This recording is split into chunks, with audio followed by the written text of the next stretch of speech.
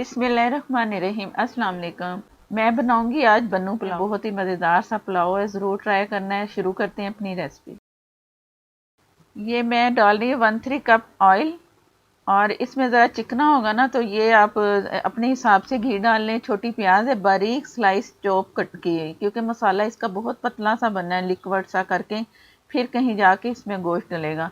तो इसी हिसाब से आप सब चीज़ें डालें। प्याज मैंने कलर देना है, बहुत अच्छा सा कलर देना है, ब्लैक में भी नहीं लेके आना, और अच्छा गोल्डन सा कलर होना चाहिए। गोल्डन कलर आ चुका है। आधा कप पानी इसमें मैं शामिल करूँगी ताकि प्याज मज़ीद ना गले। और एक टमाटर लिया है बड़े साइज़ का, उससे भी मैंने बहुत बारीक स्लाइस में काटा है।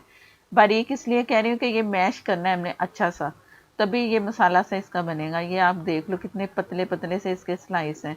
और इससे भी बहुत अच्छा सा पीसना है मैंने। चम्मच से कर तोड़ते जाएं। एक घोटना मैं आपको दिखाऊंगी जिससे साग घोटते हैं, आप उससे कर लें। ऐसे तोड़ते जाना है। और लहसुन अदरक का पेस्ट नहीं, ये कुटा हुआ है, 1 टेबलस्पून फुल भर के। पानी बगैर पानी के ये मैंने कूटा है और फ्रेश डाला है। आप भी इसी तरह ही करना। क्रश लाल मिर्च है 1 टेबलस्पून से कम, आप फुल भी डाल सकते हो अगर आपको ज़्यादा मिर्चें पसंद है। ये ज़रा स्पाइसी सा होता है। और इसमें मसाले कोई भी नहीं जाएंगे। आपके सामने बना रही हूँ, बिल्कुल सेम वही रेसिपी है जो कि आप बन्नू पुलाव खाते हैं जाके रेस्टोरेंट्स में। तो ज़रूर ये घर में आपने बनाना है, बहुत ही मज़े का बनेगा और ओरिजिनल रेसिपी है मेरे पास। पानी आधा कप मैंने और डाल दिया, पूरा 1 कप पानी इसमें गया। आप अपने हिसाब से पानी डालते जाना, क्योंकि इसे हमने अच्छा सा गलाना है। नमक है 1 टेबलस्पून टोटल इसमें जाएगा। और आखिर में आपने चेक करना है नमक, तो फिर अपने हिसाब से आप डाल लेना। ये मैं इसे पकने के लिए छोड़ रही हूँ। जैसे इसका मसाला ज़रा गलता है ना तो मैं दिखाती हूँ आपको। बिस्मिल्लाहिर्रहमानिर्रहीम। काफ़ी पक चुका है ये मसाला। अब इतना है कि इसे मैं घोटा लगाऊंगी ना तो ये बहुत अच्छा सा घुट जाएगा। मसाला बिल्कुल पेस्ट की तरह करना है। प्याज और टमाटर बिल्कुल नज़र नहीं आने चाहिए इसमें। ये घोटना लिया मैंने और इससे मैं इसे घोट लूँगी। उनके पास लंबे लंबे से घोटने होते हैं, ज़्यादा बनाते हैं वो, तो इसलिए खूब इसकी रगड़ाई करते हैं मसाले की। कुछ तो ये गोश्त में गलेगा मसाला, कुछ मैंने इसे पीसना है। इस वक्त नहीं पीसेंगे ना गोश्त में ये ज़रूर नज़र आएगा प्याज। तो आप ज़रा इस बात का ध्यान रखना है कि अच्छा सा लिक्विड सा बना लें। ये मैं बना रही हूँ, मसाला आस्ता सा पक रहा है, तो मैं आपको गोश्त दिखा दूँ कि मैं गोश्त कौन सा डाल रही हूँ। ये हड्डी वाला थोड़ा सा गोश्त है, कुछ इसमें चर्बी वाली बोटियाँ हैं। ये 1 kg के करीब है।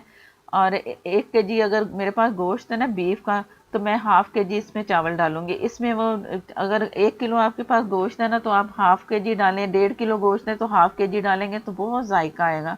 इसमें डबल से भी ज़्यादा डलता है, लेकिन मैं हाफ़ करके डाल रही हूँ। बाकी आपकी मर्ज़ी है कि आप किस तरह इसमें गोश्त डालोगे। इसमें मिखें भी होती हैं, अगर आप मिखें डालना चाहें तो मिखें डालें। तो घी की जगह आप ऑयल भी डाल सकते, जैसे मैंने ऑयल डाला है। और वो ज़्यादा घी डालते हैं तो मैं ऑयल डाल रही हूँ, क्योंकि चर्बी हो गई और ये घी तो ज़रा ज़्यादा ही हो जाएगा, तो ऑयल डाल लिया। अगर मीठे डालेंगे तो ऑयल बहुत कम और आपने कर देना है। ये मसाला मैंने अच्छा सा घोट लिया है, लिक्विड शक्ल में ये आ चुका है। अब इसमें मैं अच्छा सा चम्मच से भी चला लूँगी ताकि अच्छा और मज़ीद टमाटर के कोई चम्स हैं तो वो नज़र ना आए, पिस जाएँ। क्योंकि इसमें पता ही नहीं चल रहा टमाटर डले हैं या नहीं डले, लेकिन जायका बहुत अच्छा सा आएगा। मसाला मेरे हिसाब से अब ठीक है कि जिस तरह होना चाहिए। अब ये गोश्त इसमें गया, ये इसकी भुनाई करनी है, कुछ 3 से 4 मिनट अच्छा सा भूनना है अपने। कुछ ये गोश्त का पानी होगा, कुछ मसाला जैसे हमारे पास है ना, तो इस तरह इसका ना अच्छा सा पेस्ट सा और गोश्त मिल के ना भुनाई अच्छी सी होगी, अच्छी सी खुशबू आएगी। इसके बाद हम इसमें पानी डालेंगे।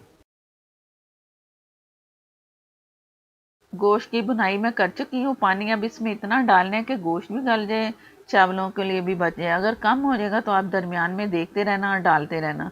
मैं इस वक्त जितना डाल रही हूँ ना, अगर मुझे कम लगा तो दरमियान में गोश्त चेक करूँगी ना, तो पानी कम हुआ तो मैं मज़ीद डालूँगी। इतना पानी डालें कि गोश्त भी गले और चावलों का पानी भी बच जाए।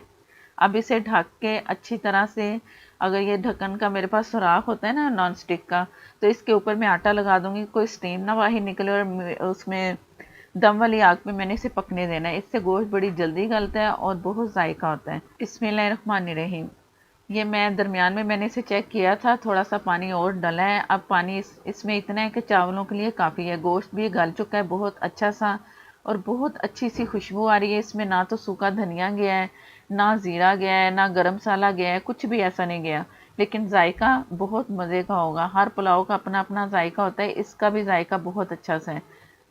ये इसमें आलू बुखारा जाएगा, 4 मैं डाल रही हूँ। कुटी काली मिर्च 1 टीस्पून फुल भर के, गरम मसाला 1 टीस्पून फुल भर के, हरी मिर्च अपने आप मर्ज़ी से डाल सकते हैं। हरी मिर्च इसमें ज़रूर जाती है, 4 से 5 मैंने डाल दी। इसे थोड़ा सा पकाया और चावल मैंने इसमें डाल दी हाफ केजी। इसको 1 घंटा पहले मैंने भिगो दिया था चावलों को, सारा पानी निकाला और इसमें शामिल कर दिया यखनी में, क्योंकि इस वक्त जो गोश्त है वो गल चुका है। पानी इसमें मैं हिसाब से ही डालूंगी, आप अपनी मर्ज़ी से डालें। पानी इतना होना चाहिए इस वक्त के 1 इंच से थोड़ा नीचे हो पानी।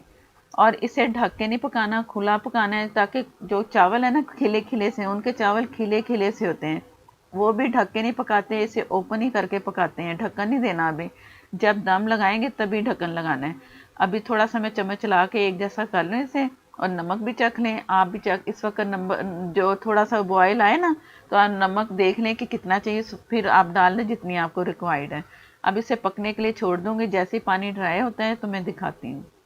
पानी सारा ड्राई हो चुका है, तवा मैंने नीचे इसके रख दिया और 2 मिनट मैं इसे आग को फुल चला के, तो इसके बाद मैं 20 से 25 मिनट इसे दम पे रखना है, स्टीम पे ये पकेंगे। जल्दी नहीं ढक्कन उठाना, क्योंकि चावल इस वक्त कच्चे हैं। जितना स्टीम में रहेंगे चावल उतने ही आपके अच्छे से बनेंगे। तो जैसे ये स्टीम में चावल दम इनका आता है तो मैं आपको दिखाती हूँ। दम चावलों में आ चुका है, बहुत अच्छी सी खुशबू आ रही है, मज़ेदार सी स्टीम भी बनी, बहुत मज़ेदार सी खुशबू आई। आप भी ज़रूर ट्राई करना, बहुत ही अच्छा पुलाव है ये। और जो इसमें जो मसाले डले हैं ना जिस हिसाब से, तो एक अलग ही जायका है बन्नू पुलाव का।